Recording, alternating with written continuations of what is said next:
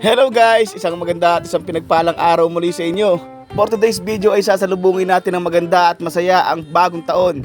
Pagpasensyahan niyo na po yung boses ko at hanggang ngayon kasi paus pa ako. Happy New Year! Let's welcome year 2024. Sana po ay maging masaya, masagana at laging healthy ang aking pamilya.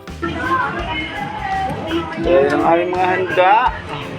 So simple nga lang yung handa natin guys kasi sobrang mahal talaga ng mga bilihin ngayon. Nagluto nga pala ako ng buttered shrimp na mas marami pa yung mais kaysa dun sa hipon. Nagluto rin ako ng creamy beef mushroom. Meron din tayong kutsipata, gempo, palabok.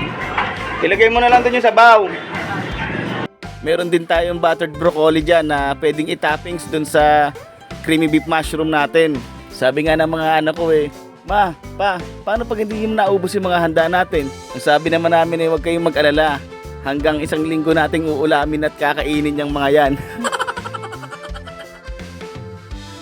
Buwan tayo ng pulutan. So by the way guys, hinay-hinay nga lang pala tayo sa pagkain ngayong bagong taon ha. Tingnan nyo naman yung pagkain ko katulad niya no. May hipon, pero mas marami yung mais para tipid tayo ng konti. Grabe na kasi yung mga bilihin ngayon. Talaga namang mabubutas yung mga bulsa natin kapag tayo namamalengke.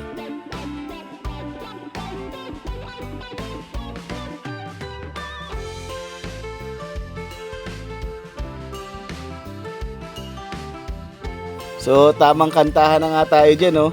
At ang gamit nga natin pang video okay yung cellphone. Ang bala kasi namin ay magpapatugtog lang kami. Syempre lahi namin yung mga singer na sintonado kaya ayun, nagkantahan na lang kami. At kahit nga paus na paus kumakanta pa rin tayo. At bumati pa nga si Kuya Jay ng Happy New Year. Time check 4:30, patibayan daw kaming tatlo. Yes, at talaga namang patibayan daw kaming tatlo kung sino yung unang matutulog.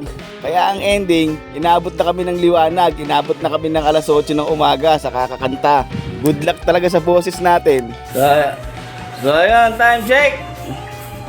Tulog time na tayo. Alas 8 na ng umaga. Idol. Alas 8 na po ng umaga, matutulog na po kami. Mula kami hanggang umaga. So yun lang po. Maraming salamat sa panonood. See you on my next vlog.